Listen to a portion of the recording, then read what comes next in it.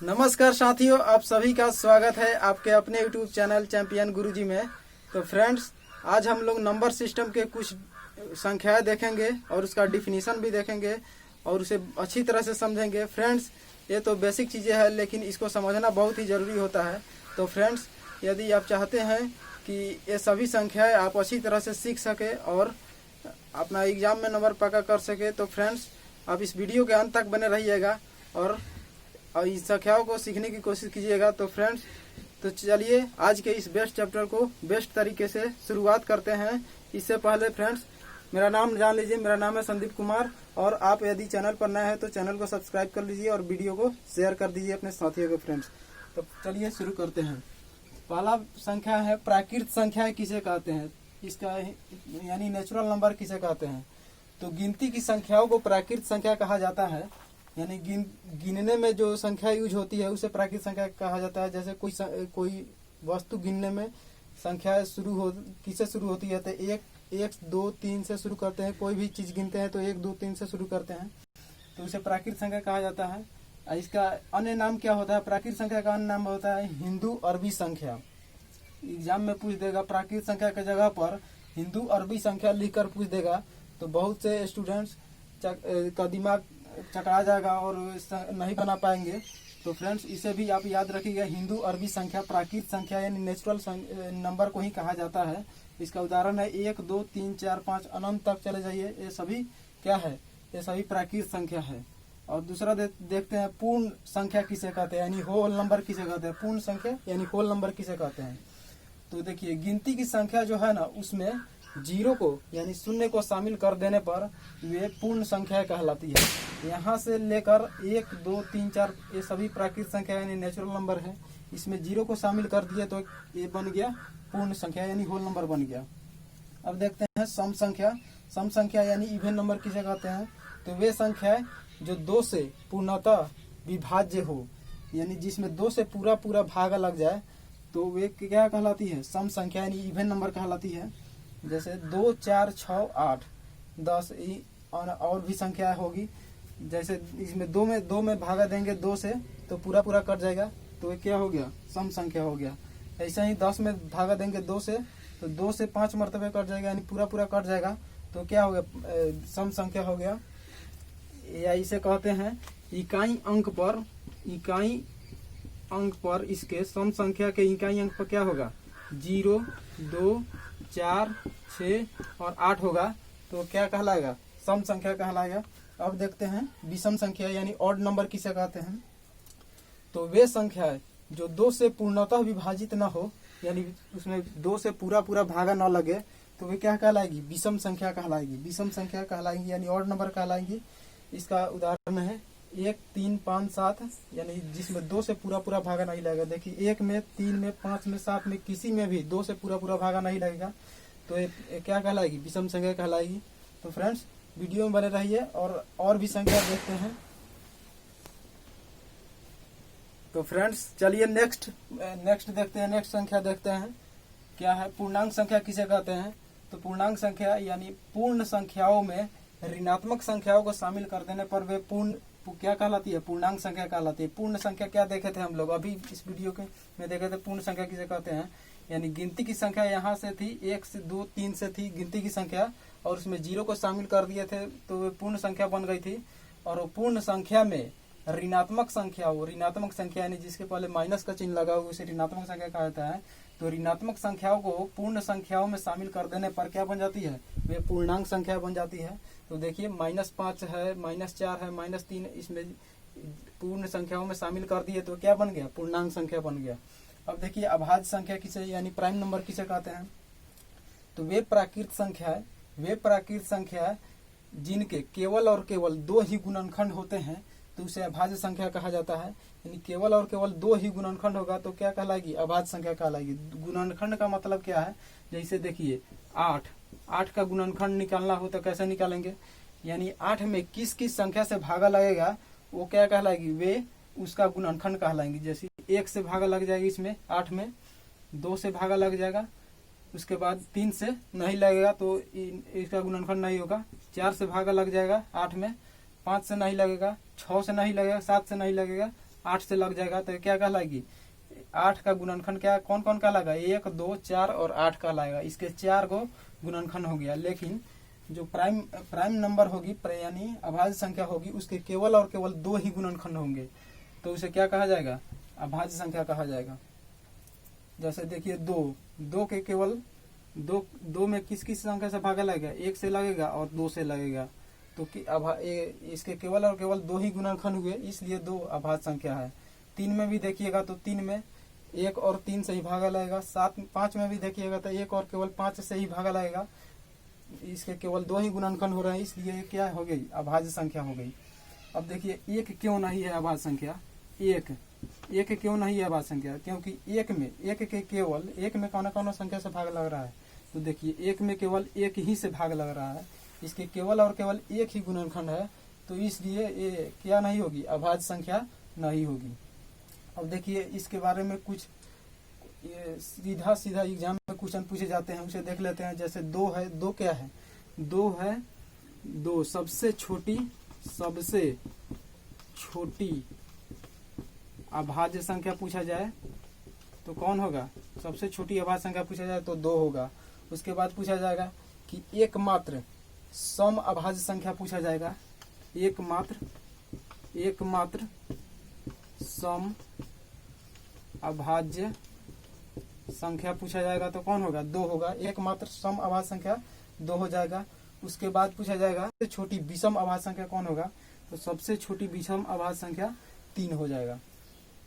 और उसके बाद पूछा जाएगा 2 अंकों की सबसे छोटी अभाज्य संख्या कौन होगा, तो 2 अंकों की सबसे छोटी अभाज्य संख्या कौन हो जाएगा, 11, कि 1 अंकों की है और 2 अंकों की 11 से शुरू हो रहा है, तो 2 अंकों की सबसे छोटी अभाज्य संख्या पूछा जाएगा तो 11 होगा।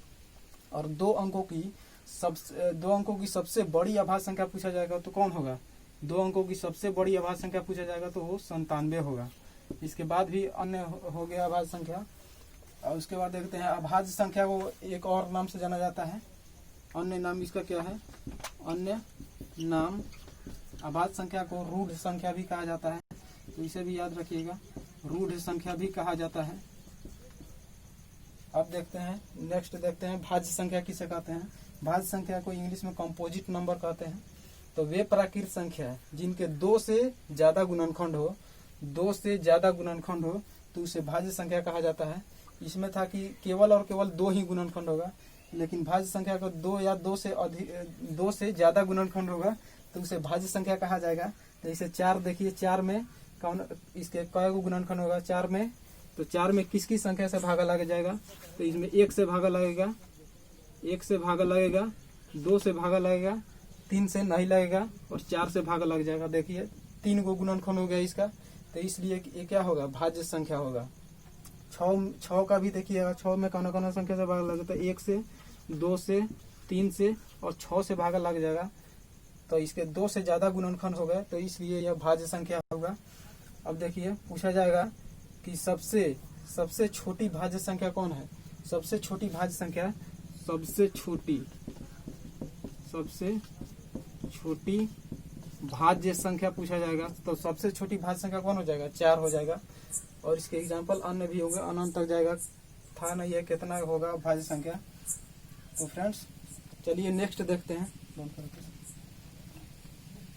तो फ्रेंड्स देखिए 1 को क्या कहा जाता है, 1 न तो अभाज्य संख्या है, 1 अभाज्य संख्या नहीं है, तो 1 क्या है, तो 1 न तो अभाज्य संख्या है और न ही भाज्य संख्या है।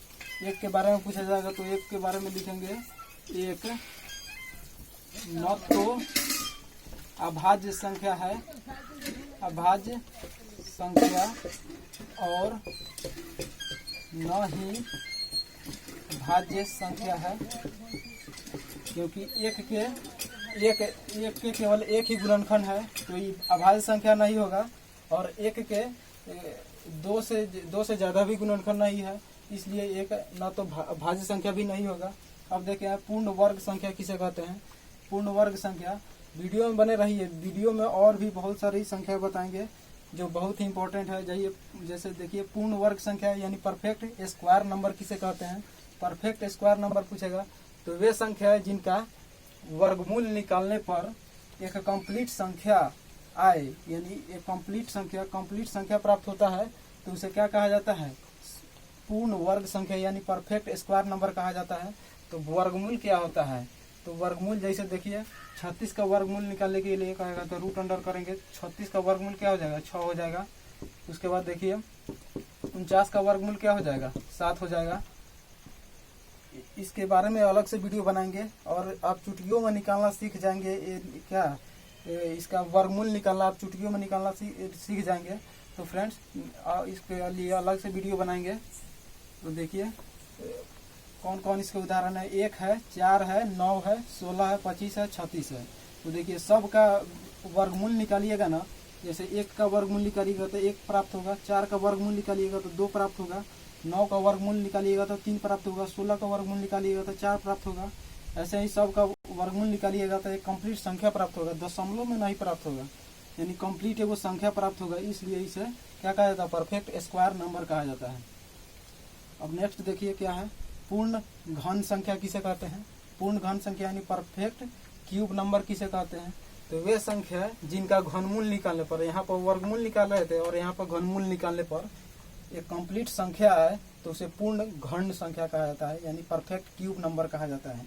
तो देखिए इसका 1 का जैसे 8 का घनमूल निकालना होता है तो ऐसे लिखते हैं, और इसका घनमूल निकालने पर क्या प्राप्त होता है, 2 प्राप्त होता है। इसके बारे में ये अलग से वीडियो बनाएंगे और आपको अच्छी तरह से सिखाएंगे।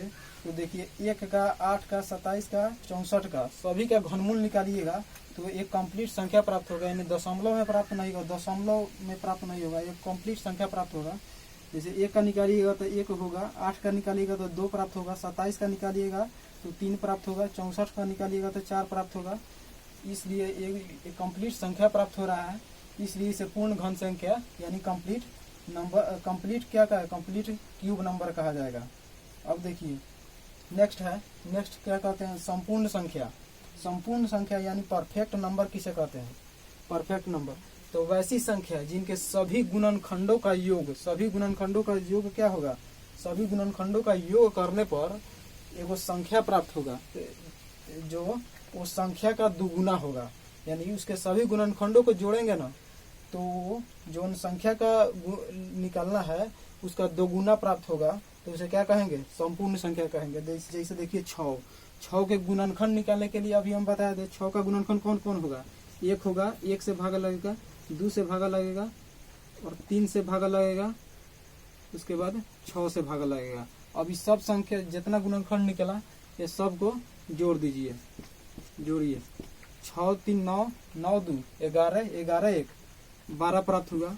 तो 6 का क्या हुआ, 6 का दुगुना हुआ, 6 दूना 12 हुआ, तो दुगुना प्राप्त हुआ, इसलिए इसे परफेक्ट नंबर यानी संपूर्ण संख्या कहेंगे।